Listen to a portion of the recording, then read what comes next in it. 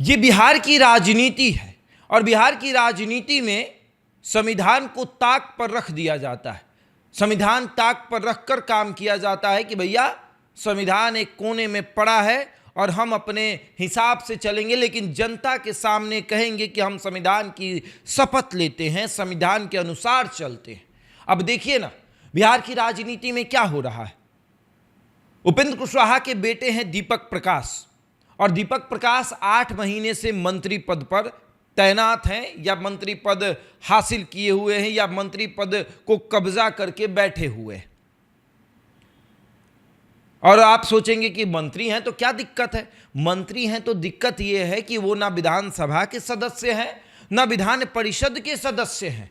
यहां तक कि सुप्रीम कोर्ट ने भी इसमें हस्तक्षेप कर दिया कि भैया ये कैसा नियम आपने बना दिया है, क्या आप किसी भी पद पर नहीं हैं, आप ना एमएलसी हैं ना विधायक हैं।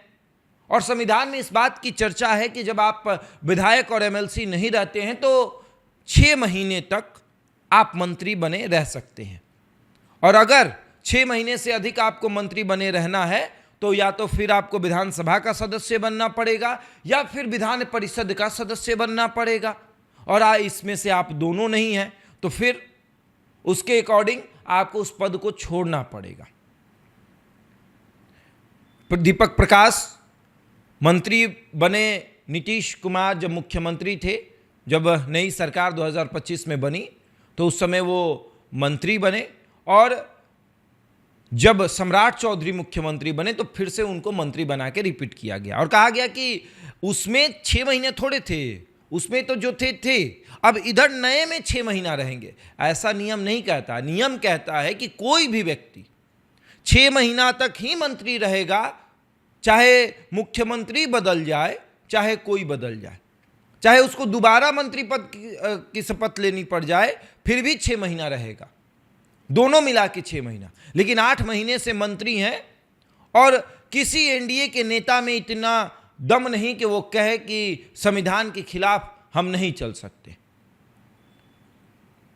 मीडिया से बातचीत करने के दरमियान सम्राट चौधरी ने भी कहा था कि 5 महीने 28 दिन तक मैं भी मंत्री रहा था, तो 6 महीना तक वो भी रह सकते हैं, उसके बाद देखा जाएगा।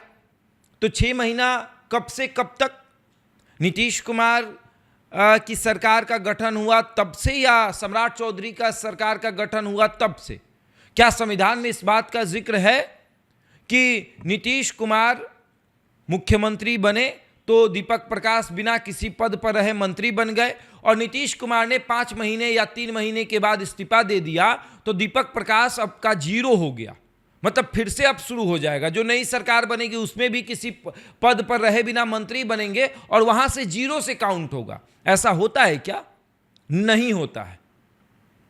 लेकिन दीपक प्रकाश का काउंट हो रहा है। क्या ऐसा होगा कि नीतीश कुमार का जितना दिन का कार्यकाल रहा वो गिनती में ही नहीं आएगा और सम्राट चौधरी के कार्यकाल से 5 साल की शुरुआत की जाएगी? ऐसा होगा? नहीं होगा। चुनाव उसी टाइम पे होगा जिस टाइम से नीतीश कुमार मुख्यमंत्री पद की शपथ लिए थे, जब सरकार का गठन हुआ था। और उस 2025 में जब एनडीए सरकार जीत कर आई थी और जो नीतीश कुमार ने मुख्यमंत्री पद की शपथ ली थी, उसी दिन से काउंट होगा, और फिर उसी 5 साल के बाद उसी दिन पर फिर चुनाव होगा। ऐसा तो होगा नहीं कि सम्राट चौधरी बने तो फिर यहां से काउंट होगा। तो फिर दीपक प्रकाश जो 3 महीना उधर रह गए और 5 महीना से इधर से हैं, तो क्यों नहीं काउंट हो रहा है? क्यों आखिर ऐसा नहीं हो रहा है?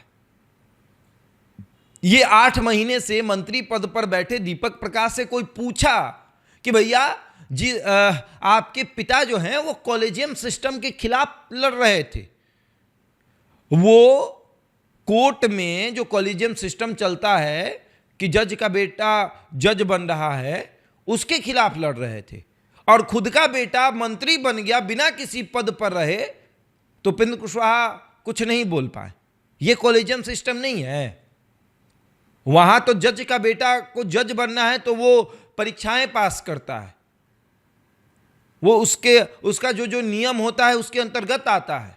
ऐसा थोड़े है कि पिताजी जज है तो हम भी जाके जज की कुर्सी पर बैठ जाएं। लेकिन आपका बेटा किया कि पिताजी मंत्री रहे, पिताजी की पार्टी है तो उस पार्टी के बैनर तले में मंत्री पद पर जाकर बैठ जाऊं। और ये बिहार है। बिहार की राजनीति में संविधान हमेशा ताक पर रखा जाता है और कहा यह जाता है कि हम संविधान के मुताबिक चलते हैं, संविधान को मानते हैं, ये संविधान को मानते हैं, इस तरीके से संविधान माना जाता है। अब देखिए कितना दिन तक इस संविधान को मानते फिरेंगे ये तमाम नेता और कितना दिन तक दीपक प्रकाश मंत्री बने रहेंगे। बहरहाल इस खबर में इतना ही। बने रहे हमारे साथ और देखते रहे द इंडिया टॉप।